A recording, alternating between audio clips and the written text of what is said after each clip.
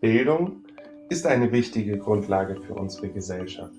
Sie bietet uns Entwicklung und Fortschritt. Individualität steht für uns im Mittelpunkt unseres Wirkens. Um das Potenzial jedes Einzelnen zu ermöglichen, braucht es weit mehr als das Althergebrachte. Kontinuierliche Entwicklung und stetiges Lernen ermöglichen uns neue Perspektiven, Wachstum und die notwendige Weiterentwicklung.